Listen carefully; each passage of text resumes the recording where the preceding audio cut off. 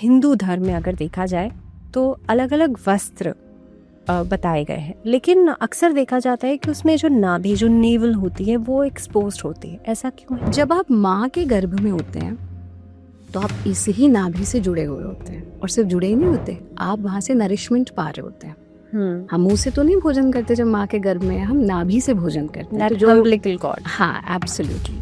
फिर जब हम माँ के गर्भ से बाहर निकलते हैं, उसे कट कर दिया जाता है। तो दैट मीन्स कि जब हम माँ के गर्भ में थे तो हमारा वो हिस्सा सक करने की पोटेंशियल रखता है। Otherwise how we were taking food और वी वर टेकिंग एनर्जी। लेकिन जब वो बाहर आ जाता है, हम उसे कट करके उसे डोरमेंट छोड़ देते हैं, और हम जीवन भर भूल जाते हैं कि अच्छा यहाँ भी कुछ था जहाँ से मैं भोजन करता था। सूर्य को जल अर्पित किया जाता है, अर्घ दिया जाता है, और कई घरों में इसे छोटे छोटे बच्चों को सिखाया जाता है कि सुबह उठे आप सूर्य को अर्घ दिया। शरीर किससे बना है? पंच तत्वों से। तो यत ब्रह्मांडे तप तत् पिंडे, जो भी कुछ ब्रह्मांड में है वो सब हमारे पिंड में भी है। तो जितना हम शरीर को पंच तत्वों के सामने एक्सपोज करेंगे, हम स्वस्थ रहेंगे। योग और साधना का बहुत ज़्यादा इम्पैक्ट है हमारे जीवन में, चाहे मॉर्निंग रिचुअल्स हों और चाहे हम साधना कर रहे हों। क्या इम्पैक्ट आएगा? क्या जो वो इनर कॉन्शियसनेस है उस पर क्या इम्पैक्ट होगा? जो साइड इफ़ेक्ट है वो सबसे पहली चीज़ तो यही है कि आपका स्ट्रेस हार्मोन एंड आपका स्लीप हार्मोन डिस्टर्ब रहेगा। So there is no time to sleep, there is no time to wake up, there is no time कि मैं कब तो मुझे एक्शन में आना है, कब मुझे रिलैक्स मोड में जाना है। 16 श्रृंगार की बात की जाती है। 16 श्रृंगार में तो सब कुछ आता है। ऑर्नामेंट्स के अलावा भी मेहंदी भी लगाते हैं, बिंदी भी लगाते हैं। इन सब का क्या लॉजिक? तिलक है ना, तो वो हमारे आज्ञा चक्र को प्रभावित करता है। नो, व्हाट इज आज्ञा चक्र? आज्ञा चक्र हमारे 2 ग्लैंड्स होते हैं बॉडी में, one is pituitary gland, one is pineal gland. Pancreas insulin नहीं क्रिएट कर पा रहे, उसके लिए हमारा पिट्यूटरी और पीनियल ग्लैंड उसको अफेक्ट करता है। क्यों? क्योंकि आज्ञा तो वहीं से आ रही है। See, we have to understand whatever is happening in my body is happening because my brain is giving signal to it to happen. विवाह जैसे संबंध में बंधता है, और ऐसे में अपने आप को समझने से पहले ज़रूरी है दूसरे को समझना। और आज के टाइम में तो डिवोर्स केसेस इतने ज़्यादा बढ़ रहे हैं, लेकिन what is the concept of marriage? अगले 25 वर्ष विवाह गृहस्थाश्रम का पालन करो, उसके अगले 25 वर्ष वानप्रस्थ, यानी अब तुम चाबी दे दो। आज जो मैरिजेस में भी दिक्कत क्या है, पहली जनरेशन चाबी नहीं देना चाह रही है, अगली जनरेशन बेचारी जो है, हमारे यहाँ ये कल्चर कभी था ही नहीं।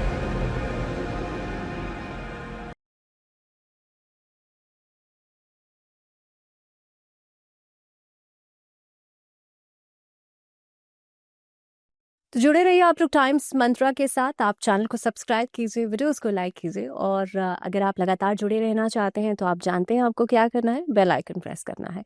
हमारे साथ हैं आचार्य प्रतिष्ठा, जो कि योग और आध्यात्मिक गुरु हैं और सांस्कृतिक विशेषज्ञ भी हैं। सबसे पहले आचार्य जी, स्वागत है। धन्यवाद। क्योंकि आप संस्कृति को बहुत अच्छे से समझते हैं, तो हमारे संस्कृति में या हिंदू धर्म में अगर देखा जाए तो अलग अलग वस्त्र बताए गए हैं, लेकिन अक्सर देखा जाता है कि उसमें जो नाभि, जो नेवल होती है, वो एक्सपोज्ड होती है। ऐसा क्यों है? देखिए, हमारी जो भारतीय संस्कृति है वो बहुत विस्तृत संस्कृति है, और आज तो हम उस संस्कृति के माध्यम से पूरी की पूरी कल्चरल डिप्लोमेसी कर रहे हैं। यानी कि जिस चीज़ को जंग नहीं जीत सकती, उसे प्रेम संस्कार जीत सकते हैं। इसलिए इसमें हर चीज़ वैज्ञानिक है। और अगर हम नाभि की बात करें तो नाभि को सेकंड ब्रेन भी कहा गया, और ये सिर्फ सांस्कृतिक दृष्टिकोण से नहीं, अगर हम वैज्ञानिक दृष्टिकोण से भी देखें तो जिस सेल से हमारा ब्रेन डेवलप होता है जब हम माँ के गर्भ में होते हैं, उसी सेल से हमारी गट डेवलप होती है। तो इसको हम यौगिक भाषा में मणिपुर चक्र कहते हैं, और मणिपुर चक्र is the centre of your body. और जब आप माँ के गर्भ में होते हैं तो आप इसी ही नाभि से जुड़े हुए होते हैं, और सिर्फ जुड़े ही नहीं होते, आप वहां से नरिशमेंट पा रहे होते हैं। हम मुंह से तो नहीं भोजन करते जब माँ के गर्भ में है, हम नाभि से भोजन करते हैं। तो जो umbilical cord। हाँ, एब्सोल्युटली। फिर जब हम माँ के गर्भ से बाहर निकलते हैं, उसे कट कर दिया जाता है। तो दैट मीन्स कि जब हम माँ के गर्भ में थे तो हमारा वो हिस्सा सक करने की पोटेंशियल रखता है। Otherwise how we were taking food और वी वर टेकिंग एनर्जी। लेकिन जब वो बाहर आ जाता है, हम उसे कट करके उसे डोरमेंट छोड़ देते हैं, और हम जीवन भर भूल जाते हैं कि अच्छा यहाँ भी कुछ था जहाँ से मैं भोजन करता था। पर हमारे जितने पुरुष भाई हैं लंबा बनियान पहन करके सोते हैं, जब वो सुबह उठते हैं बनियान उतारते हैं तो देखते हैं उनकी नाभि में कुछ सफ़ेद रंग का कॉटन रखा होता है। तो वो कॉटन कौन रख जाता है? बाहर से कोई नहीं आता, आपकी नाभि सक करती है। So your navel still has the potential to suck, but we are not giving anything to it.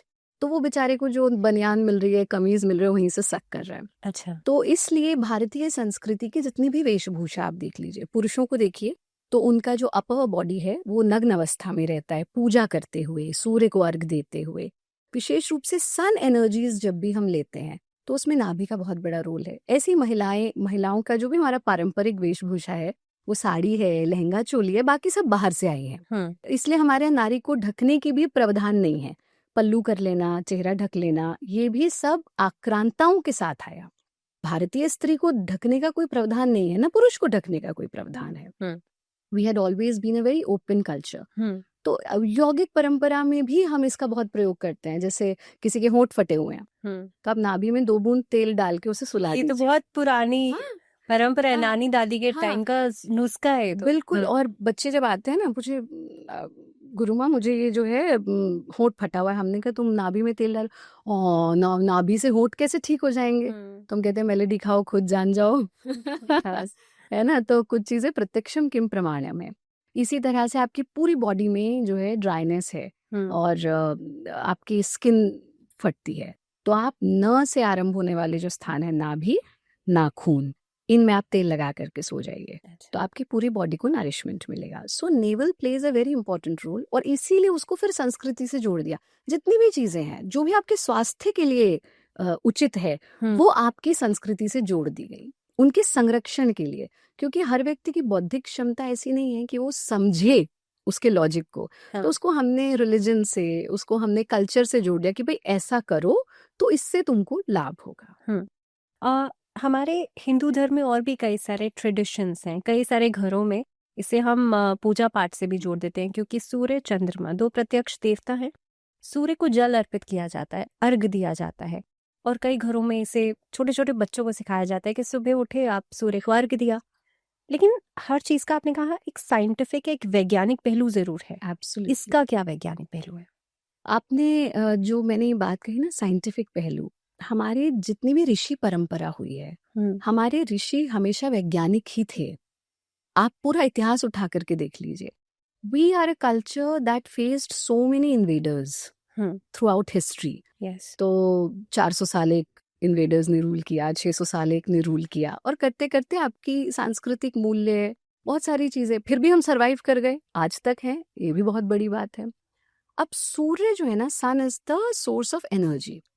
आपका यहाँ पर एक बड़ा सुंदर सा पौधा भी रखा हुआ है, अगर उसको भी कुछ समय आप सूर्य की रोशनी मत दीजिए, वो मर जाएगा। Similarly with our body. तो हम हमेशा ना एक चीज को बड़े लाइटली कहते हैं, एसी ने कर दी ऐसी की तैसी, है ना। So whole time we are keeping our bodies in air condition rooms. तो इसमें हमको अपने शरीर किससे बना है? पंच तत्वों से। तो यत ब्रह्मांडे तप तत् पिंडे, जो भी कुछ ब्रह्मांड में है वो सब हमारे पिंड में भी है। तो जितना हम शरीर को पंच तत्वों के सामने एक्सपोज करेंगे, हम स्वस्थ रहेंगे। अदरवाइज किसी को मिट्टी में मिल जाना है, किसी को अग्नि में, तीसरा तो कोई स्थान नहीं है। तो हम मजाक में कहते हैं कि either you stay with 5 elements or very soon you have to merge into 5 elements. तो हम कितना स्वस्थ रहते हैं इस पर निर्भर करता है हम कितनी सूर्य की किरणें, सूर्य की ऊर्जा लेते हैं। अच्छा। तो सूर्य को अर्घ देना, ये अपने आप में पूरा का पूरा चक्र विज्ञान भी है, जिसमें हम या तो अपने अनाहत चक्र पर अंगूठा रख के फिर अर्घ देते हैं और सूर्य की किरणों को उस बहते हुए जल में देखते हैं, which improves your eyesight, and not only your eyesight, that improves all the powers of Anahata chakra. Anahata मतलब हृदय, जो आहत नहीं हो सकता। शरीर से भी आहत हो जाए, भाई हार्ट फेल हो गया, हृदय इमोशनली आहत हो जाए, अरे भाई दिल टूट गया इसका, तो है ना, तो उसे हम आहत नहीं कर सकते, इसीलिए उसको अनाहत कहा।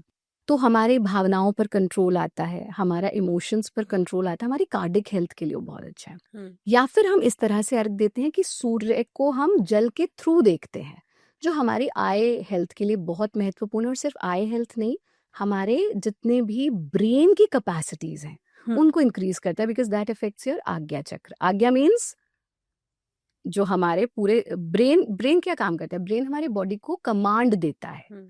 अभी अगर मैं आपसे बात करके हाथ मूव कर रही हूँ तो ये हाथ कैसे मूव हो रहा है? क्योंकि मेरा ब्रेन मेरे नर्वस सिस्टम के थ्रू मेरे हाथ को कमांड दे रहा है that you have to move. जब वो ब्रेन काम नहीं करता हम क्या कहते हैं, बंदा तो सुन रहा है पर कोमा में है ना, या इसको पैरालिसिस हो गया है। तो जब हम सूर्य की किरणों को जल के माध्यम से लेते हैं तो ये हमारे नेत्र और हमारे ब्रेन के लिए बहुत महत्वपूर्ण है। इसलिए आप देखेंगे अलग अलग विधाओं में, एस्ट्रोलॉजी में भी कि अच्छा सूर्य को जल दो ये ठीक हो जाएगा। तो मैंने कहा उन चीजों को ऐसे हमने जोड़ दिया, वैज्ञानिक चीजों को, कि चलो वो हमारी डे टू डे लाइफ के रिचुअल बने। और सबसे महत्वपूर्ण चीज भावना जी, दोपहर को उठ के तो कोई सूर्य को जल देगा नहीं, उसके लिए पहली चीज तो सुबह उठना पड़ेगा। और जो व्यक्ति सुबह उठेगा, समझिए उसके 90% रोग तो वैसे ही ठीक हो गए, है ना। अभी हम पीछे एक टेलीविजन चैनल पर थे तो एक यंग बच्चा आया तो बोले, गुरुमा आप कितने बजे उठती हैं? हमने कहा 3:30 मैक्सिमम 4। उतने बजे तो हम सोने जाते हैं। So you know the younger generation, हमें लगता है दिस इज वेरी नॉर्मल कि हम 4 बजे सो रहे हैं। तो हमारे शरीर में 2 हार्मोन्स हैं, cortisol and melatonin. One is a slip hormone, one is a stress hormone. तो जैसे ही सूर्य अस्त होता है हमारा स्लीप हार्मोन जागृत हो जाता है और मेलेटोनिन, और जैसे ही सूर्य उदय होता है हमारा कोर्टिसोल जागृत होता है which is our stress hormone.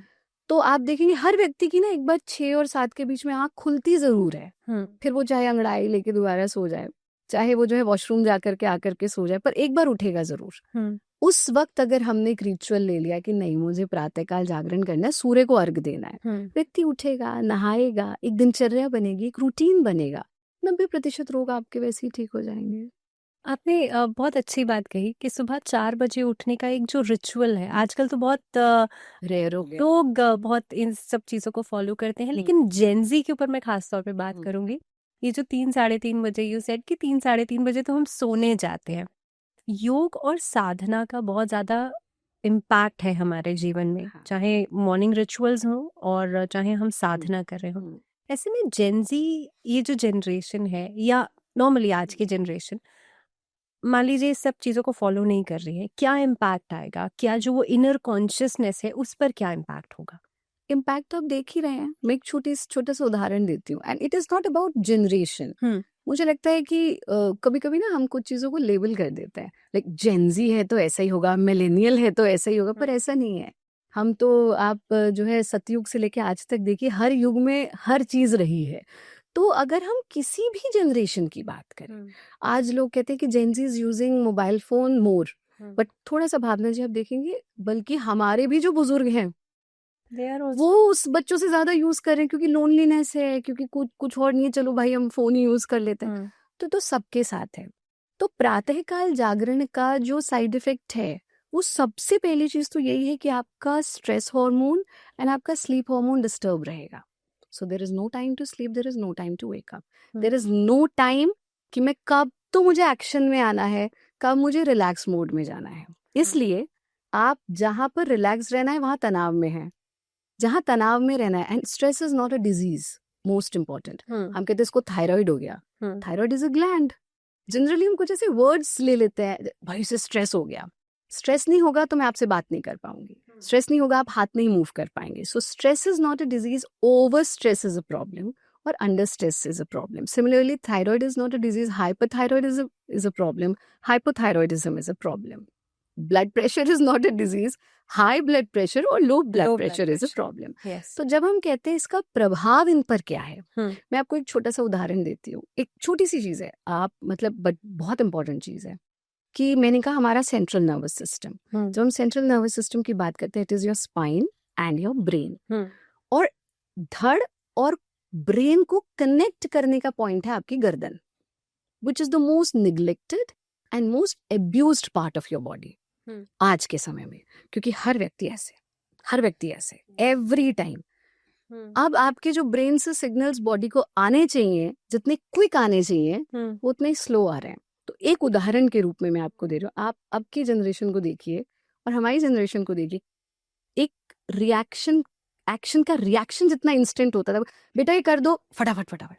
अभी वाले एकदम स्लो, वो स्लो डाउन हो गया है पूरा का पूरा मैकेनिज्म, बिकॉज हमारे ब्रेन के सिग्नल्स बड़े आराम से पहुंच रहे हैं। हम उसको मजाक में ले लें, अरे बच्चे सुनते नहीं हैं, बच्चे बहुत धीमी गति में काम करते हैं, but this is just one example. Similarly आपका हार्मोनल इम्बैलेंस होगा, not only melatonin and cortisol, the entire body. अगर आप सोने के समय पर जग रहे हैं, जगने के समय पर सो रहे हैं, उसका सबसे वर्स्ट इफेक्ट आपके ब्रेन को पड़ेगा, सबसे वर्स्ट।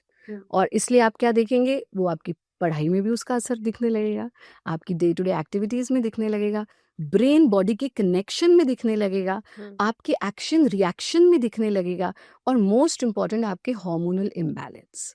तो जितना बच्चों हम आज से कुछ साल पहले PCOS, PCOD, it was not a very common problem among people, but now when we get so many patients, every एक बच्ची छोड़ करके PCOS का प्रॉब्लम है, PCOD का प्रॉब्लम है बच्चों में। अभी से वो प्रॉब्लम्स आने शुरू हो गए जो एक लेटर एज के बाद, मेल चिल्ड्रन की बात अगर हम करें। सो ये सारा जो इम्बैलेंस है, जब हम समय पे सोना, समय पर जगना, तनाव मुक्त जीवन जीना, दिन में 5 बार दिल खोल करके हंसना और प्रकृति के सानिध्य में समय बिताना, ये 5 चीजें भी अगर हम अपना लें तो आप देखेंगे मनुष्य का जीवन जो है उसके चेहरे पर एक अद्भुत तेज नजर आएगा। पर वो चीजें अब कहीं ना कहीं वो तेज की जगह आपको एक बहुत डलनेस नजर आने लगी है, क्योंकि भीतर की ऊर्जा प्रभावित हो रही है। ये चीजें उसको दुष्प्रभाव करती हैं। ये 5 मुझे लगता है आपने सॉल्यूशंस जो बताए हैं, इससे पहले 5 एलिमेंट्स की हम बात कर रहे थे। जाहिर सी बात है, हमारा शरीर पंचभूत से मिलकर के बना है और 5 तत्व बहुत ज़्यादा ज़रूरी है। ऐसे में हर चीज़ की कनेक्टिविटी की है, जैसे सूर्य है तांबे के साथ जोड़ दिया, चंद्रमा है चांदी के साथ जोड़ दिया। इसका क्या लॉजिक है? क्योंकि सूर्य को अर्घ भी दिया जाता है तो कहते हैं ना, तांबे के लोटे से दो। क्या लॉजिक है? देखिए, बहुत सरल सा लॉजिक है कि जितनी हमारे पंच तत्व हैं, our body is created with these 5 elements. मैंने एक सूत्र कहा कि यत ब्रह्मांडे तत् पिंडे, जो भी कुछ ब्रह्मांड में है वो सब इस पिंड में है। तो हमारे भीतर सब कुछ वो है जो बाहर है, everything, everything, just that we don't know about our potential. हमारे भीतर आप एक सरल सा उदाहरण देती हूँ मैं आपको कि आज विज्ञान कह रहा है left side of your body is feminine energy, right side of your body is masculine energy. आप ये बात कब से मानते हैं? अर्धनारीश्वर के रूप से, मतलब कब से। आज विज्ञान भले कह रहा है पृथ्वी गोल है, लेकिन आप जब 10 अवतार पढ़ते हैं और कब से पढ़ रहे हैं, उन्होंने वही बता दिया कि गोल पृथ्वी को उठाया। तो जब हम कहते हैं कि left side of your body is feminine energy, right side of your body is masculine energy, यौगिक भाषा में या भारतीय संस्कृति में हम इसे कहते हैं ईड़ा, पिंगला, सुषुम्ना। अब इसको अगर आप समझे, so there are 3 sides of your brain. One is cerebrum, cerebellum, medulla. Left side of the brain, right side of the brain, centre of your brain. Ida, Pingala, Sushumna. जब आप प्राणायाम करते हैं, आप इन्हें बैलेंस करते हैं। जैसे आपको ठंडक चाहिए, आप left side of the body को एक्टिवेट करिए। जब आपको शरीर में गर्माहट चाहिए, आप right side of the body को एक्टिवेट कीजिए। यानी गर्माहट, ठंडक, सब कुछ आपके भीतर है, बस हमें पता नहीं है। सूर्य को कौन सा एलिमेंट, यानी कौन सा एलिमेंट गर्माहट देने वाला है, अब हम उसकी बात कर रहे हैं। अच्छा, चंद्रमा तो चांदी, वो गर्माहट। इसीलिए आप देखेंगे कि हम जो ज्वेलरी भी पहनी जाती थी, अपर बॉडी में गोल्ड पहना जाता है, लोअर बॉडी में चांदी पहनी जाती है, फिर कुछ जगहों पर तांबा पहना जाता है। ये हमारे बॉडी के टेम्परेचर्स को मेंटेन करने के लिए था। बट हमें एक और चीज हमारे दिमाग में घुसाई गई कि सब अंधविश्वास है। और वैसे तो विश्वास अंधी होता है, विश्वास है तो है, नहीं है तो नहीं है। आस्था है तो बंद द्वार में भी रास्ता है, और नहीं है तो तुम कितना जानहु बिनु ना होए प्रतीति, बिन प्रतीत होए नहीं प्रीति। जिसे जानते नहीं उससे प्रेम क्या करोगे, है ना। तो आस्था तो अंध ही होती है, विश्वास तो अंध ही होता है, क्योंकि वो होता है तो होता है, नहीं होता तो नहीं होता। लेकिन वैज्ञानिक कसौटी पर यदि हम देखते हैं तो जितने हमारे ऑर्नामेंट्स हैं, एंड इट्स नॉट कि सिर्फ महिलाएं ही ऑर्नामेंट पहनती हैं। आप कौन से देवी देवता दिखा दीजिए जो बिना ऑर्नामेंट के, कौन से राजा हमारे राजा महाराजा दिखा दीजिए जो बिना ऑर्नामेंट के रहे। कौन सा ऐसा संस्कृति में दिखा दीजिए जहाँ पगड़ी ना हो, जहाँ कुंडल ना हो। हम तो जब भोलेनाथ की व्याख्या कर रहे हैं तो वहां पर भी रुद्राष्टकम में कि उनके कुंडल, उनका भले ही उन्होंने जो है मुंड माल पहना है पर माल पहना है। तो ऐसे ही ये बस अब ये है कि महिलाओं ने उसको जीवित रख लिया, पुरुषों ने बिल्कुल ही छोड़ दिया, तो हमें लगने लगा कि वो था ही नहीं कभी। तो जितने हमारे ऑर्नामेंट्स हैं, जितने भी हमारे मेटल्स हैं, वो हमारे बॉडी के टेम्परेचर्स को रेगुलेट करते हैं। It is as simple as that. तो इसलिए जहाँ सूर्य है तो वहाँ फिर हम तांबे का हो गया, जहाँ चंद्रमा वहाँ चांदी है तो वो ठंडक वाली चीज हो गई। ये हमारे टेम्परेचर्स को मेंटेन करने के लिए बनाया है। ठीक है, आपने ऑर्नामेंट्स की बात की, और ऑर्नामेंट्स की जब भी बात आती है तो जाहिर सी बात है महिलाएं सबसे आगे होती हैं। 16 श्रृंगार की बात की जाती है। 16 श्रृंगार में तो सब कुछ आता है। ऑर्नामेंट्स के अलावा भी मेहंदी भी लगाते हैं, बिंदी भी लगाते हैं। इन सब का क्या लॉजिक है? और सबसे इम्पोर्टेंट मैं आपसे पूछना चाहूंगी, क्योंकि जो मैरिड फीमेल्स होती हैं वो सिंदूर लगाती हैं, पैर में बिछुए पहनती हैं, क्या इनके पीछे भी कोई लॉजिक? हाँ, अब इसकी दो चीजें, 16 श्रृंगार सिर्फ महिलाओं के लिए कभी नहीं थे। अच्छा, वो पुरुषों के भी हैं, वो करते अब नहीं है। वो बात अलग है। और ये मान लिया कि नहीं ये तो महिलाओं की ही जिम्मेदारी है। फिर जीवन में हम कौन से पड़ाव में हैं? हम ब्रह्मचर्य आश्रम में हैं, हम गृहस्थ में हैं, हम वानप्रस्थ में हैं, या हम संन्यास में हैं। मतलब हमें 4 भागों में हमारा जीवन विभाजित हुआ है। अब जो योग के क्षेत्र में है तो हम गृहस्थ में रहते हुए भी संन्यास धर्म का पालन कर रहे हैं, यानी कि हमने हमारा वैराग्य की स्थिति आ गई। तो जहाँ हम पूर्ण रूप से गृहस्थ में हैं वहाँ महिलाएं 16 श्रृंगार आज भी करती हैं। पुरुष नहीं करते, करने चाहिए बट नहीं करते हैं। तो उसमें बिंदी, जैसे आप बिंदी कह रहे हैं, तिलक है ना, तो वो हमारे आज्ञा चक्र को प्रभावित करता है। नाउ व्हाट इज आज्ञा चक्र? आज्ञा चक्र, हमारे 2 ग्लैंड्स होते हैं बॉडी में, one is pituitary gland, one is pineal gland. तो थोड़ा सा जो भी लोग विज्ञान को डॉक्टर हैं या मेडिकल फील्ड से हैं वो इसको एकदम समझ जाएंगे। जैसे एक उदाहरण के रूप में हमें लग रहा है कि डायबिटीज है। So diabetes, what is diabetes? Insulin हमारे बॉडी में क्रिएट नहीं हो पा रहा, पैंक्रियाज एफिशिएंटली काम नहीं कर रहे, इसलिए हमारे शुगर लेवल्स ब्लड में बढ़ रहे हैं। दिस इज डायबिटीज, हम इसे शर्करा कहते हैं। पर पैंक्रियाज इंसुलिन नहीं क्रिएट कर पा रहे, उसके लिए हमारा पिट्यूटरी और पीनियल ग्लैंड उसको अफेक्ट करता है। क्यों? क्योंकि आज्ञा तो वहीं से आ रही है। See, we have to understand whatever is happening in my body is happening because my brain is giving signal to it to happen. This is a simple medical जो जितना हम ह्यूमन एनाटॉमी की बात करें। इसलिए शरीर में जब ब्रेन काम नहीं करता, हृदय आपको जीवित रखता है। हृदय का काम सिर्फ जीवित रखना है। तो जब भी किसी को ब्रेन हैमरेज होता है, पैरालिसिस होता है, ब्रेन से जुड़ा कोई भी समस्या होती है, तो शरीर जीवित रहता है पर वो कार्य नहीं करता है, क्योंकि जो भी शरीर में घटित हो रहा है वो ब्रेन से घटित हो रहा है। पर ब्रेन के लिए हम क्या करते हैं? हम अपने आप को इतना ही जानते हैं, पीछे भी नहीं देखा हमने कभी भी। हम बस फ्रंटल बॉडी, और उसमें भी अगर मैं किसी आम व्यक्ति से आंख बंद करके अपने बारे में सोचो, वो इतना ही सोचेगा, क्योंकि वो बेचारा उससे आगे ही नहीं गया। उसे पता ही नहीं कि this is just my face and this is just my body. I am much beyond then just body, just breath, just mind. ये मेरा अन्नमय कोश है, ये मेरा मनोमय कोश है, ये मेरा विज्ञानमय कोश है, ये मेरा प्राणमय कोश और ये मेरा आनंदमय कोश है। हम भारतीय पद्धतियों में हमारा जो तैत्तिरीय उपनिषद है उसमें हमने अपने आप को इन 5 लेवल्स पे अगर नहीं समझा, so we don't know ourselves. इसीलिए yoga is a journey of knowing yourself, not just this body, उससे आगे।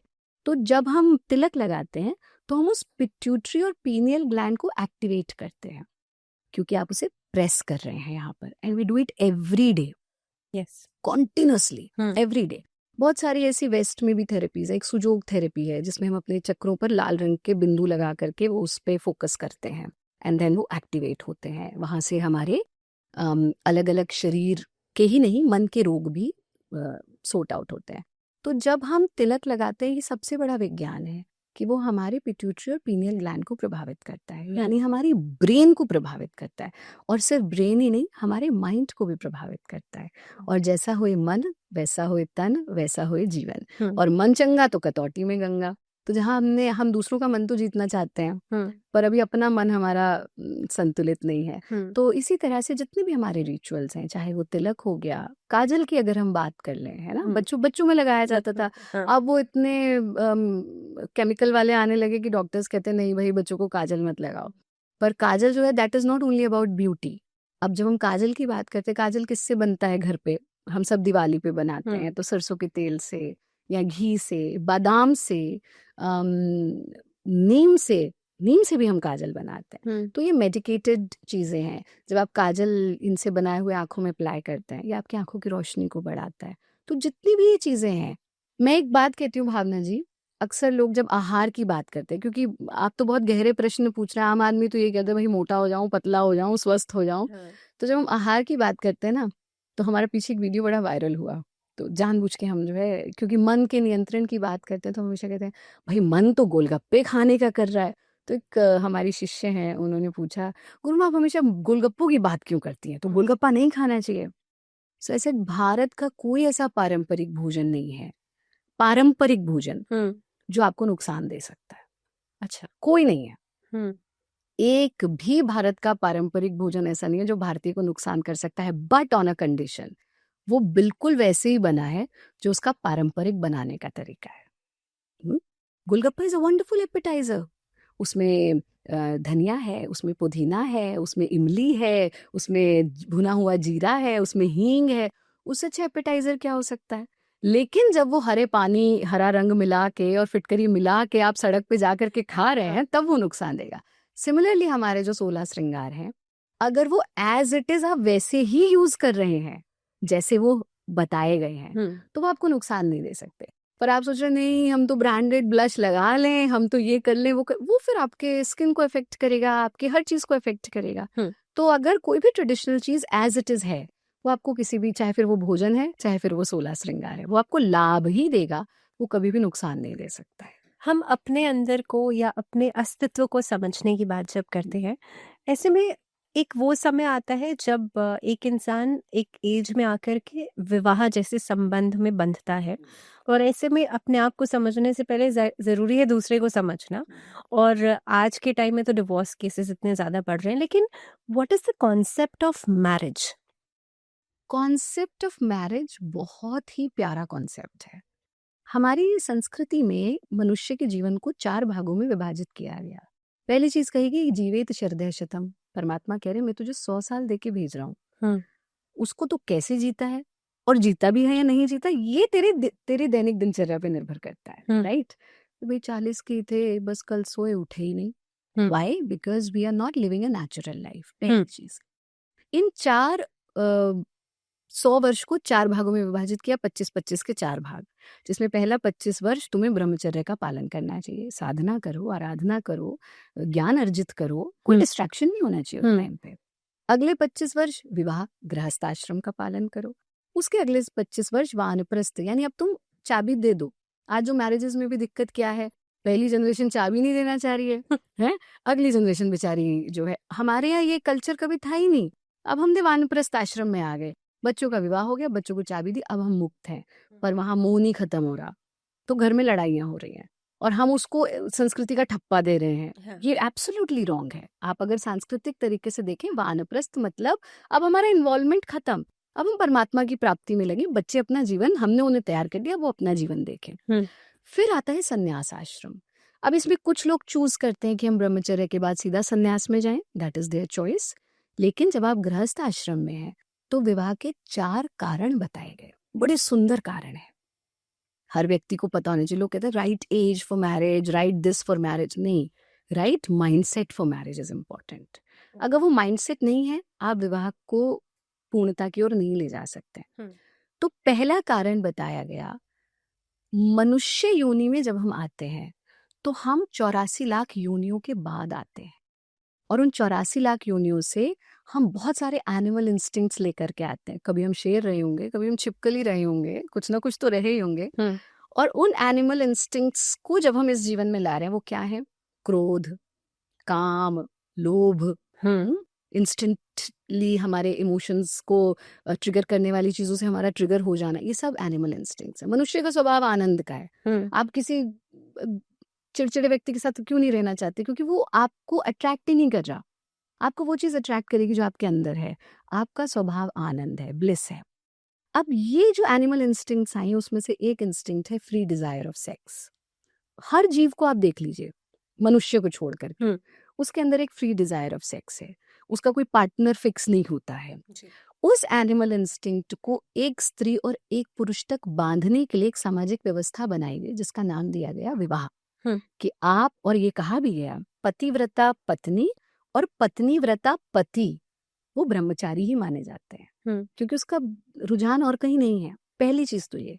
दूसरा उसका कारण बताया गया एक संतति को जन्म देना, पॉपुलेशन बढ़ाना नहीं।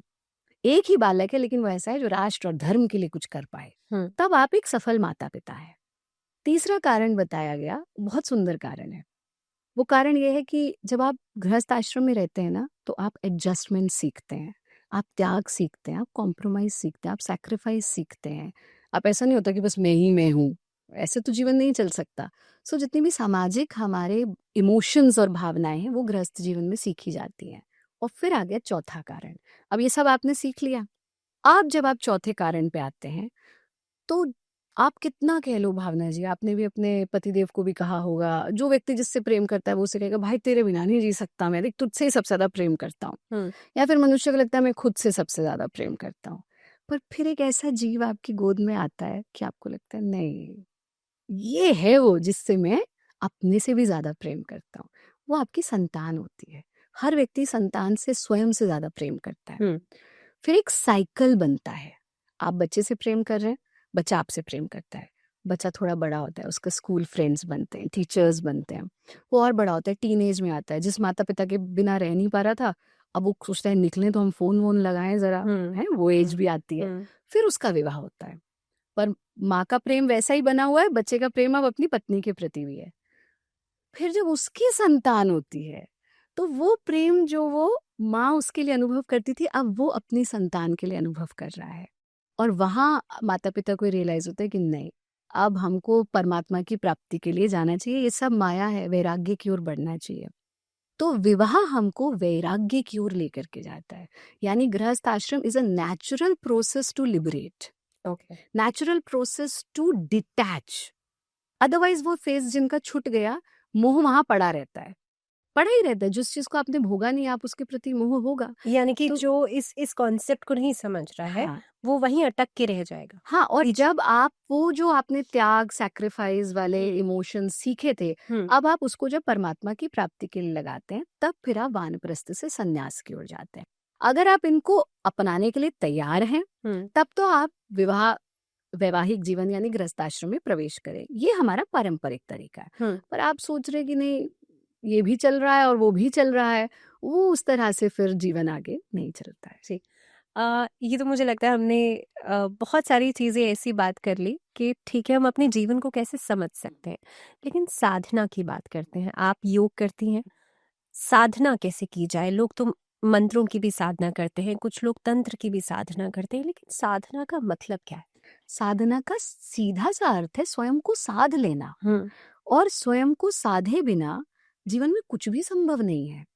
आप जो ये प्रोग्राम कर रही हैं, अगर आपकी वाणी ना सधी हुई हो इस वक्त, आपका मन ना सधा हुआ हो, तो आप कैसे कर पाएंगे? ये जो कैमरे के पीछे बैठे हुए हैं, उनका फोकस इस वक्त वो ये नहीं सोच रहे कि अरे घर पे बच्चे के साथ क्या हो रहा होगा, यहाँ क्या हो रहा होगा। वो साधक ही है इस वक्त। तो हमें लगता है this is something which is an alien concept. No, yoga में कुछ भी एलियन कॉन्सेप्ट नहीं। पहले तो योग को ही समझना जरूरी है। योग मतलब समग्रता, योग मतलब योग कर्मसु कौशलम। Whatever you are doing it perfectly. यही योग है। तो अगर हम गाड़ी चला रहे हैं, हम गाड़ी चलाते हुए जो है फोन उठा लें, खाना खा लें, एक्सीडेंट हो जाएगा भाई, बस यही साधना है। तो आपने साधा तो जीवन में सब कुछ है, पर बस मन को साधना रह गया। जब मन को साध लोगे तो परिस्थिति मनस्थिति को डिफाइन नहीं करेगी, मनस्थिति परिस्थिति को डिफाइन करेगी। फॉर एग्जाम्पल, हमें रियलाइज नहीं होता कि जब हमने बोलना सीखा था वो बहुत बड़ी साधना थी, और उसमें हम ही इन्वॉल्व नहीं थे, हमारे घर के सब लोग इन्वॉल्व थे। सोच के देखिए, अपने बालक पे रख के देखिए, एक एक शब्द, और उस वक्त लगता था ये कभी नहीं हो पाएगा, पर वो हुआ। जब चलना सीखा था, हर कोई चल रहा है, हम बिस्तर पे पड़े हुए हैं, फिर माँ ने हाथ पकड़ पकड़ के चलाया, वो साधना थी। मतलब उस वक्त कोई डिस्ट्रैक्शन नहीं था, उस वक्त एक ही उद्देश्य था, मुझे चलना है, मुझे चलना है, मुझे चलना है, मुझे बोलना है, मुझे बोलना है, मुझे बोलना है। फिर जब ये चीजें आप यूज्ड टू हो गए तो आपको रियलाइज ही नहीं हुआ कि इसके लिए भी मैंने मेहनत की है, राइट? इसी तरह से मन भी सधता है। मन को साधने का भी एक तरीका है, और वो तरीका आपने कहा मंत्र साधना, तंत्र साधना, ये सब योग के अंतर्गत आती है। मंत्र साधना ही नहीं, मंत्र तो चिकित्सा है ना। योग जिसमें मंत्र जिसका मनन हो सके, तंत्र मतलब एक सिस्टम, तंत्र मतलब कोई सा भी तंत्र, ये प्रजातंत्र है, ये राजनीतिक तंत्र है, तंत्र मतलब सिस्टम, और सिस्टम के बिना कुछ भी साधना संभव नहीं है। आज कॉन्स्टिट्यूशन ना हो भारत में तो हम कैसे अपने पूरे देश को साध सकते हैं? जी। तो साधना का अर्थ है हम एक दिनचर्या का पालन करें, हम अपने आहार को साधें, हम अपने व्यवहार को साधें, हम अपनी भावनाओं को साधें। ऐसे थोड़ी ना कि भाई ये व्यक्ति मुझे गुस्सा दिलाता है, कैसे दिला देगा तुम्हें गुस्सा? कोई भी व्यक्ति तुम्हें क्रोध कैसे दिला सकता है जब तक तुम सधे हुए नहीं हो, है ना? जब आप सध जाओगे दूसरा व्यक्ति आपको ट्रिगर नहीं कर सकता। आप योग भी सिखाते हैं। योग साधना में ऐसी कौन-कौन सी स्टेजेस होती हैं जो व्यक्ति को सबसे पहले इनिशियली उसको तैयार करने में बहुत अहम होते हैं? तैयार योग साधना के लिए जी। जब हम, क्योंकि I am asking in that context कि किसी भी इंसान को ये कहा जाए कि भाई अगले दिन से तुम्हें योग करना है, हाँ तो हर किसी का एक रिएक्शन अलग अलग होता है। कोई समझता है योग को यार ये तो बहुत स्लो है। हाँ सपोज आपने कहा कि मेरे पास बहुत सिंपल क्वेश्चंस आते हैं कि भाई मोटा हूँ मैं, पतला कैसे होना है? हाँ तो उसमें भी लोग कहेंगे कि भाई हम मैं जिम चला जाता हूँ, बट योग में तो बहुत लंबा प्रोसेस है, इसमें तो बहुत ही तो वो रिएक्शंस को अगर समझा जाए तो जो पहली स्टेज है वो क्या होती है?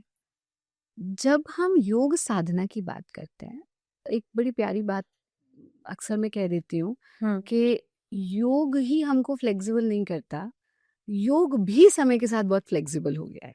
अच्छा। ठीक है ना?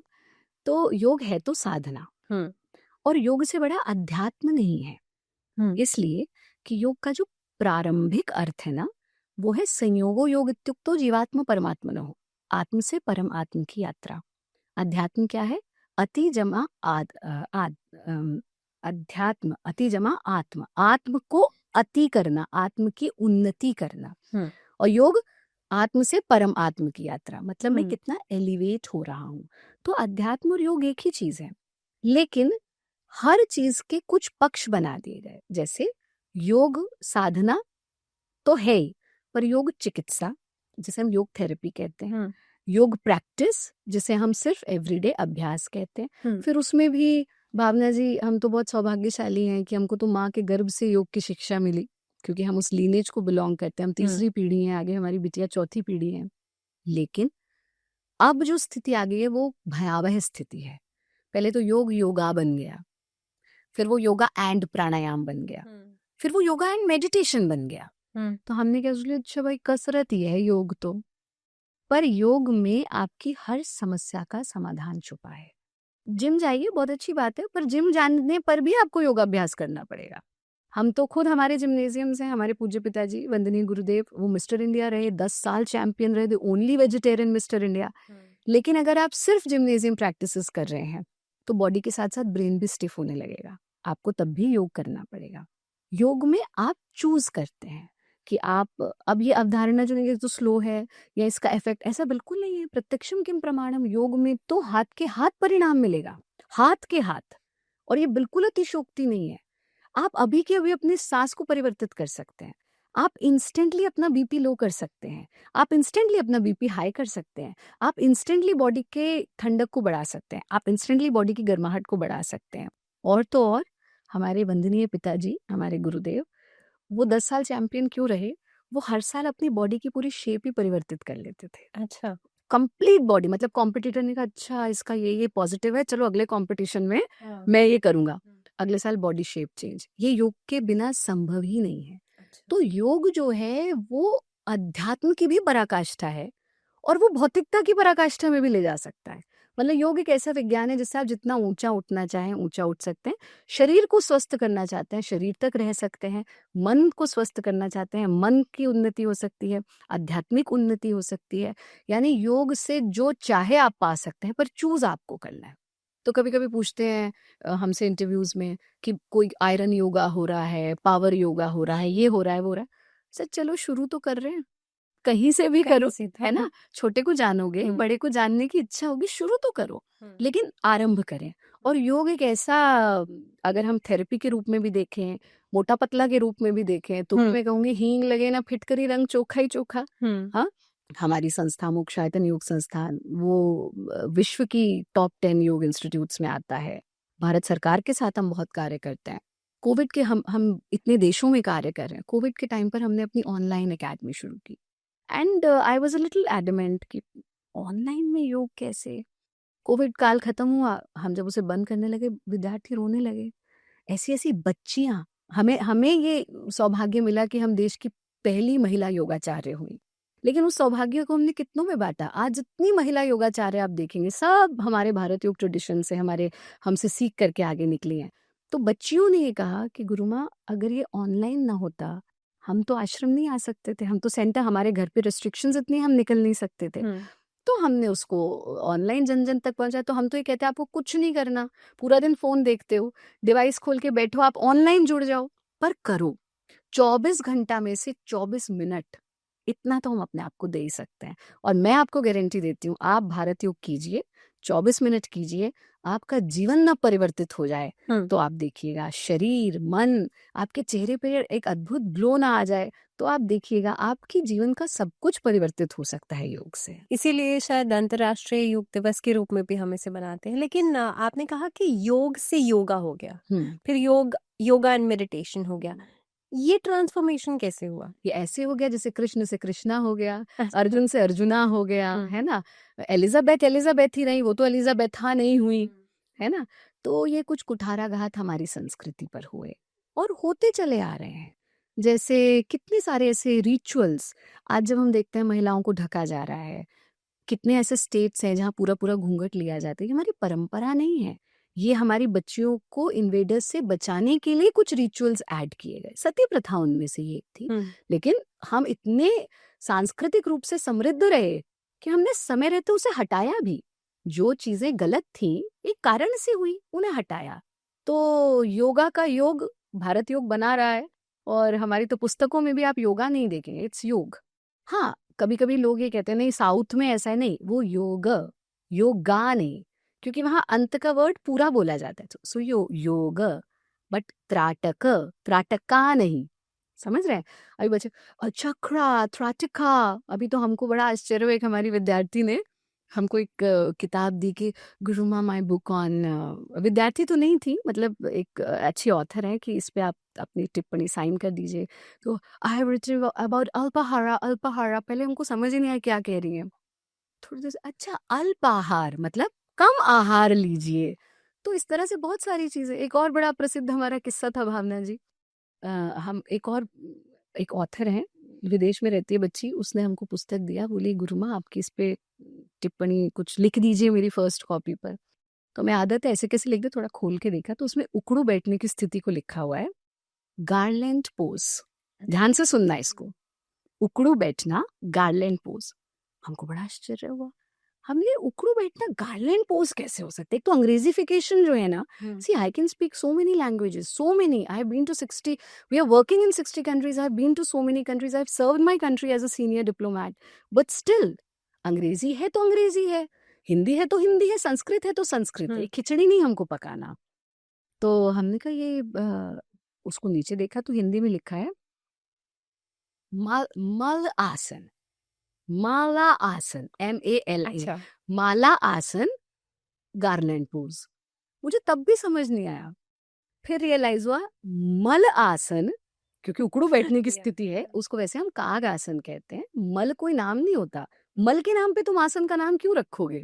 तो जिसने भी ये किया वही गलत है पहले तो मल आसन, अब वो बन गया माला आसन और उसका ट्रांसलेशन हो गया गार्लैंड पोज। हम कह रहे हैं इस उकड़ू बैठने में गार्लैंड कहाँ से निकलेगा और कहाँ जाएगा, विचार ही नहीं करते। ये बुद्धिहीनता की ओर हम बढ़ रहे हैं। हम चिंतन नहीं कर रहे, हम मनन नहीं कर रहे, हम स्वाध्याय नहीं कर रहे हैं। हम इंटरनेट से 4 चीज उठाते हैं, किताब लिख देते हैं। हम इंटरनेट से चैट GPT से लिखवाते हैं, उधर प्रॉम्प्ट लगाते हैं, हम वीडियो बना देते हैं। मतलब हम किस दिशा में जा रहे हैं। We are actually becoming brain rots, you know. अगर जेनजी ये टर्म लाया है तो बन तो रहे हैं सब, इसमें कोई गलत नहीं बात कह रहा है वो। तो इस तरह की चीजें भी हो रही हैं। तो हम भारत योग संस्कृति में अगर वो गोमुख आसन है, अब मैं आपको कहूँ how are you miss feeling, आप कहेंगे ओ भाई नाम तो मेरा भावना ही है, तो इट कैन बी, हाँ मैं कह सकती हूँ translation of your name is feeling, but if I start calling you feeling you would not like it. If somebody starts calling me Acharya Prestige, I would not like it. तो जितने भी साधक योग से जुड़े, संस्कृति से जुड़े, हमें कम से कम नामों का उच्चारण सही करना चाहिए। जिस चीज का नाम ही भ्रष्ट कर दोगे वो संस्कृति भ्रष्ट हो जाएगी, और हो रही है। तो योग है, वो योग हो सकता है अगर हम साउथ की भी बात करें, पर वो योगा नहीं हो सकता। That is absolutely wrong. हमने 4 बजे उठने की बात की थी, यानी कि मॉर्निंग रिचुअल्स जो होते हैं, और आज की जनरेशन, क्योंकि ज़ाहिर सी बात है आने वाली जनरेशन है, उनके लिए क्या एक मैसेज होना चाहिए डेली रिचुअल्स को लेकर के, ईटिंग हैबिट्स को लेकर के, हमारी लाइफस्टाइल इश्यूज को लेकर के? क्योंकि आजकल आपने खुद ही कहा छोटे-छोटे बच्चों में भी they are prone to diabetic and obesity, yes. तो ऐसी कई सारी और डिजीजेस हैं जो कि लाइफस्टाइल इश्यूज के कारण बच्चों में देखी जा रही हैं। क्या पैटर्न होना चाहिए? बच्चों में विशेष रूप से सबसे पहला काम जो माता पिता को करना चाहिए, आप उनको पढ़ा लिखा कर बहुत इंटेलिजेंट बनाना चाहते हैं, बहुत अच्छी बात है, पर अगर ब्रेन नहीं चलेगा, अगर बॉडी नहीं चलेगी, अगर आंख नहीं देखेगी, तो उस इंटेलिजेंस का कोई फायदा नहीं है। तो सबसे पहला काम जो करना चाहिए, जो मैं बार बार कहती हूँ, 24 घंटे में से 24 मिनट निकालिए कम से कम। व्हेन आई से 24 minute, it doesn't mean only 24 minute. 1 घंटा नहीं निकाल सकते, चलो 24 निकालो। उस 24 मिनट में बच्चों को योगाभ्यास जरूर करवाइए। सी, योगाभ्यास can not be replaced with any sport, can not be replaced with any other activity. First we have to understand this. कोई एक्टिविटी आपके शरीर पे काम करती है, कोई एक्टिविटी आपके मन पर काम करती है, कोई एक्टिविटी आपकी ओबेसिटी पे काम करती है। योग में स्ट्रेचिंग है, बेंडिंग है, कार्डियो है, स्ट्रेंथ ट्रेनिंग है, मेडिटेशन है, मेंटल कामनेस है, सब कुछ है। तो अगर आप 24 मिनट में ये सब कुछ कर सकते हैं तो उससे अच्छी बात क्या हो सकती है। हर बच्चे को, हमारा एक संस्कार शिक्षा अभियान चलता है जिसमें हम ऑफलाइन ऑनलाइन स्पेशली बच्चों के लिए, उन्हें अपनी संस्कृति का बोध हो, उन्हें अपने संस्कारों का बोध हो और वो योग साधना करें। तो बच्चों को योगाभ्यास जरूर कराइए। और कुछ नहीं तो सूर्य नमस्कार तो हर व्यक्ति कर सकता है, आता भी है इतना तो, पर ये नहीं कि 108 बार कर रहे हैं, वो भी गलत है। 12 स्टेप का सूर्य नमस्कार, 12 राशियों में सूर्य होता है, 12 बार उसे रिपीट कर लीजिए। बच्चों को इतना कराइए। गायत्री मंत्र का जाप जरूर कराइए हर बच्चे को। कोई कारण है कि बच्चा पैदा होते ही कान में सबसे पहले गायत्री मंत्र फूंका जाता है, तो हर बच्चे को गायत्री मंत्र का जाप कराना चाहिए। गायत्री मंत्र हमारे चक्रों पर काम करता है, गायत्री मंत्र हमारे 5 तत्वों पर काम करता है, गायत्री मंत्र हमारी ब्रेन की कैपेसिटीज को बढ़ाता है, हमारी बौद्धिक क्षमताओं को बढ़ाता है। और जो व्यक्ति गायत्री मंत्र पढ़ेगा, अब हमने 45 से ज्यादा टीवी शोज के आज तक मेकअप नहीं लगाया, आपको आवश्यकता ही नहीं है, आपके चेहरे पर एक अद्भुत आभा आएगी। गायत्री मंत्र का जाप बच्चों को बचपन से कराइए, योगाभ्यास नियमित रूप से कराइए। कम से कम एक एक्टिविटी उनकी ऐसी हो जो आउटडोर हो, कम से कम पौना घंटा 1 घंटा बच्चा बाहर धूप में, हवा में, पसीने में, मिट्टी में होकर के आए, ये बहुत जरूरी है। और चौथी और बहुत महत्वपूर्ण चीज, बच्चा हो चाहे बड़ा हो, उसको वी शेप में खाना खिलाइए। यानी अभी क्या हो गया, बच्चे बेचारे भागते भागते नाश्ता करते हैं, फिर लंच करते हैं, स्कूल में तो जैसा तैसा खाते हैं, और फिर रात को पूरा परिवार बैठ के खाता है खूब सारा खाना। बस फिर वो वी शेप में ही हो जाएंगे, यहाँ से खाली हो जाएंगे, फिर थोड़ा बढ़ेगा और यहाँ से सब बढ़ता चला जाएगा। बट हम क्या चाहते हैं, we shape. So our brain should be active. हमारा छाती होनी चाहिए अच्छी सी, कमर होनी चाहिए छोटी सी। ये अगर आपको शेप चाहिए, आप इस शेप में खाइए। Breakfast should be your sumptuous meal, lunch should be a light affair, dinner should be like a rank, राजा जैसा नाश्ता, रंक जैसा डिनर। इतना आप कर लीजिए। और बच्चे कुछ भी खा रहे हैं, you can stop them. Stop कर सको बहुत अच्छी बात है, अवेयरनेस लाइए बच्चियों में। तो आप कम से कम, आजकल मैं देखती हूँ this generation has become very conscious कि मेरी स्किन खराब हो जाएगी, मेरा ये हो जाएगा, बहुत अच्छी बात है। लेकिन इतना जरूर कीजिए कि 1 बोल फ्रेश फ्रूट्स और 1 बोल रॉ या स्टीम्ड वेजिटेबल्स, ये अपने बच्चों को दिन में जरूर खिलाइए, ताकि वो जो भी कुछ और खा रहे हैं ये कंपनसेट हो जाए उनका। आप अगर ये कहेंगे ये मत करो, मत करो कहते तो मन भी आपका करेगा। अभी मैं आपको कहती हूँ नहीं नहीं भावना जी, ये वाला पानी मत पीना, अब आप देखोगे तो जरूर उस पानी में क्या है, तो वो क्यूरियोसिटी डेवलप करता है। सो रादर देन सेइंग ये मत करो, टेल देम ये करो। समझ रहे हैं, ये मत करो नहीं, ये करो, तो हमने दीपक जला दिया, अंधकार स्वतः दूर हो जाएगा। तो ये 5 चीजें आप कर लीजिए, आपके बच्चों का हार्मोनल बैलेंस भी होगा, ब्रेन की कैपेसिटीज बढ़ेंगी और उनकी ओवरऑल हेल्थ अच्छी हो। आपने बार बार हर एक विषय में चक्र की बात की है, इधर हम थर्ड आई चक्र की बात करें, अनाहत चक्र की बात करें, जब कहा जाता है जब सारे चक्र इंसान जागृत कर लेता है तो उसका कुंडलिनी जागरण हो जाता है, लेकिन नॉर्मली लेमन को समझ में नहीं आता कुंडलिनी जागरण आखिरकार है क्या। सबसे पहले तो कुंडलिनी जागरण ही समझा दे। कुछ ऐसे विषय होते हैं भावना जी जिन्हें ना समझने की आवश्यकता होनी चाहिए भौतिक जगत में, ना उन पे बात करनी चाहिए, क्योंकि मैंने कहा ना हम लेकिन इस नाम पे हाँ कई लोग कई मार्केट कर रहे हैं। हाँ वही उसी पे आ रही हूँ। इसीलिए मैंने पहली चीज ये कही कि जब आप भौतिक जगत में रहते हैं, आप गृहस्थ आश्रम में, आप ऑफिस जाते हैं, धन अर्जित करते हैं, अपना परिवार पाल रहे हैं, आप खुश हैं, तो हमें ऐसी विधाओं के बारे में बहुत ज्यादा उसमें नहीं घुसना चाहिए जिसमें जाकर के हमारा सब कुछ डिसबैलेंस हो सकता है। ठीक है। हाँ, अगर आप सब कुछ त्याग करके वैराग्य में हैं और आध्यात्मिक उन्नति की बात करें तब तो हम उसकी बात करें। तो जिस तरह से अग्नि जो है वो खाना भी पका सकती है, पर अग्नि जो है मनुष्य को जला भी सकती है। अगर हवन कुंड की अग्नि है तो वो आपको प्रसाद दे सकती है, अगर चिता की अग्नि है तो वो आपको अलग तरह से मुक्त कर सकती है। कुंडलिनी वो शक्ति है हमारे भीतर जो यदि सचमुच में जागृत हो जाए तो बहुत कुछ अद्भुत भी हो सकता है, और अगर हमारी क्षमता नहीं है उसे संभालने की तो बहुत कुछ बुरा भी हो सकता है। तो इसीलिए योग विषय में भी हम बिल्कुल बेसिक स्तर पे कुंडलिनी की बात नहीं करते, लेकिन जब हम चक्रों की बात करते हैं, कुंडलिनी के जागरण का माध्यम है चक्र, पर इसका मतलब ये नहीं है कि चक्र को अलग से नहीं आप छू सकते हैं। तो chakra are the energy centres within our system and there are so many चक्र।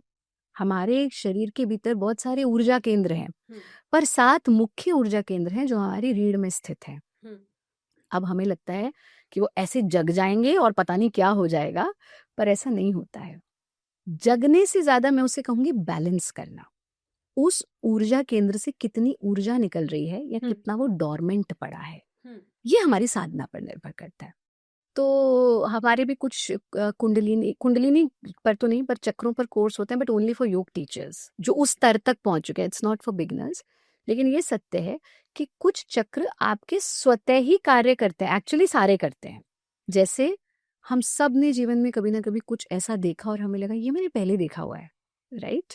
अब उसको वेस्ट ने एक नाम दे दिया डेजा वू, बट वो आपके आज्ञा चक्र से प्रभावित होता है। वाई? बिकॉज हर व्यक्ति जो भी भारतीय संस्कृति में या मूल में जन्मा है उसको नानी दादी ने कभी तो कहा होगा बेटा आंख बंद करके थोड़ी देर बैठ जा। सो वो स्वतः आज्ञा चक्र पे आपका ध्यान गया। इसी तरह से हमारा विशुद्धाख्य चक्र, विशुद्ध, उससे प्योर कुछ है ही नहीं, क्योंकि आपके थायराइड ग्लैंड को प्रभावित करता है। अनाहत, जिसे आहत नहीं कर सकते। मणिपुर यानी मणि, वेल्थ, रियल वेल्थ का स्थान। What is wealth? Health is wealth. फिर स्वधिष्ठान, स्वस्थान, जहां से हम उत्पन्न हुए, उसी से पता चल रहा है। अब देखो ये नाम चेंज हो गए ना, ये हो गया हमारा हार्ट चक्रा, थर्ड आई चक्रा, वो गड़बड़ हो जाता है। स्वधिष्ठान, जहां से हम उत्पन्न हुए, मेरा स्थान, तो वो क्या हुआ? मेरे रिप्रोडक्टिव ऑर्गन्स को प्रभावित करता है।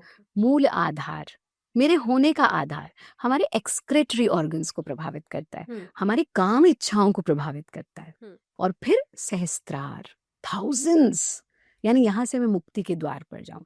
तो नाम यथा नाम तथा गुणा। लेकिन ये सत्य है कि जब आप नॉर्मल योगाभ्यास भी करते हैं ना, जिसपे आप प्राण शक्ति पर ध्यान लगा करके करते हैं, तो आप इन चक्रों पर काम करते हैं, बट वो अननोइंगली होता है। इसीलिए योगी का खावत पीवत सोवत जागत नेकु बिसर नहीं जाए। योगी का उठना बैठना, खाना पीना, बोलना, दिखना, सब कुछ यूनिक होगा। अगर यूनिक नहीं है तो मतलब वो योगी नहीं है। तो योगी का मतलब है कि वो संपूर्ण है, योगी का मतलब है कि वो परफेक्ट है, योगी का मतलब है सबसे बड़ा कि वो आनंदित है, और योगी का मतलब है कि उसकी मनस्थिति परिस्थिति को प्रभावित करेगी, परिस्थिति उसकी मनस्थिति को प्रभावित नहीं कर सकती। हम पुरातन काल की बात भी कर रहे थे। पुराने ऋषियों को क्या पता था ये चीज कि जिस देश में सूर्य को जल दिया जाता है वहां भी लोग विटामिन B12 से, डी से और B12 से डेफिशिएंसी से प्रभावित होंगे। उन्हें तो पता रहा या नहीं रहा, या बिल्कुल रहा ही होगा शायद, तभी उन्होंने इतनी छोटी छोटी रिचुअल्स में इन चीजों को डाल दिया। लेकिन ये एक बहुत बड़ा दुर्भाग्य है हमारे देश की। माननीय प्रधानमंत्री जी ने 2016 में एक कमेटी बनाई थी, diabetes management and protocol committee. So उसमें 13 लोग मेंबर्स थे। I was a member in that. और हमने ये उस वक्त की बात है जब ये बहुत बड़ा चिंता का विषय था कि हम डायबिटीज के कैपिटल बनते जा रहे हैं। तो हमने फ्री ऑफ कॉस्ट प्रोटोकॉल बनाया जिसमें डाइट इंक्लूडेड थी, जिसमें योगाभ्यास था। मंत्रालयों की वेबसाइट्स पर भी वो उपलब्ध हुआ। इसी तरह से हमने Covid management and prevention protocol, ये तो हमारे मोक्षायतन योग संस्थान ने बनाई थी, और उसको भी हमने फ्री ऑफ कॉस्ट लोगों के लिए उपलब्ध कराया। जब वैक्सीन नहीं आई थी उससे भी पहले प्रभु की कृपा से मिलियंस ऑफ लोगों को हमने वैक्सीन से पहले हील किया, क्योर किया। पर ये बहुत बड़ा दुर्भाग्य है कि जिस देश में सूर्य सबसे पहले उगता है, जिस देश की संस्कृति ही सूर्य के इर्द गिर्द है, जिस देश में जन्म से लेकर मृत्यु तक आप अग्नि तत्व के साथ विद्यमान रहते हैं, वो देश आज हार्ट डिजीजेस का कैपिटल बन रहा है, डायबिटीज का कैपिटल बन रहा है, विटामिन डी और B12 की डेफिशिएंसी का कैपिटल बन रहा है। अब कहते हैं B12 जो है वो तो जी नॉनवेज खाने से ही आएगा। B12 मिट्टी से आता है, B12 मिट्टी से आता है, क्योंकि वो जीव मिट्टी का खा रहा है, इसलिए उसके अंदर आप सोच रहे हो उसे काट के खाऊंगा मुझे B12 मिलेगा। आपने मिट्टी के साथ समय बिताना बंद कर दिया, इसलिए आपको B12 की डेफिशिएंसी हो रही है। आज बताइए कितने लोग नंगे पैर चलते हैं, कितने लोग घास पर, मिट्टी पर, कंकड़ पर, रोड़ी पर नंगे पैर चलते हैं। वो तो छोड़ दीजिए, कितने लोग घरों में नंगे पैर चलते हैं। We have disconnected ourselves from 5 elements, absolute disconnection। फिर हम कह रहे हैं हमको डेफिशिएंसी हो रही है, फिर हम कह रहे हैं बेचारे जीव को काट के खा लो, उससे हमारी डेफिशिएंसी। अरे डेफिशिएंसी तो जो होगी तुम्हारे आगे क्या होगा, आपकी मानसिक हेल्थ का क्या होगा, आपकी आध्यात्मिक हेल्थ का क्या होगा, आपके कर्म के प्रारब्ध क्या बनेंगे, ये सब तो मनुष्य सोच ही नहीं रहा, क्योंकि वो तो अपने आप को देह मान के बैठा, I am just a body. तो हमको, अगर हम प्रकृति के सानिध्य में समय बिताते हैं, ये सत्य है कि प्रकृति भी अब प्रदूषित हो गई है, आई कंप्लीटली अग्री, भोजन भी तो प्रदूषित हो चुका है, पर जितना है उतना तो लो ना, उतना लो। तो हमको सूर्य के सानिध्य में, हम भावना जी भारत योग में परमात्मा ने हमें माध्यम बनाया, हमने 2 ऐसी क्रियाएं डेवलप की। एक घर्षण क्रिया, बहुत पॉपुलर है, यूट्यूब पे सबको मिल जाएगी, भारत योग घर्षण क्रिया के नाम से। एक भारत योग की योग निद्रा, ये तो पारंपरिक प्रैक्टिस है, डेवलप नहीं की हमने। और एक भारत योग की पंच तत्व क्रिया, ये प्रभु ने हमारे द्वारा डेवलप कराई, जिसमें 20 मिनट में हम 5 तत्वों का अर्क ले लेते हैं।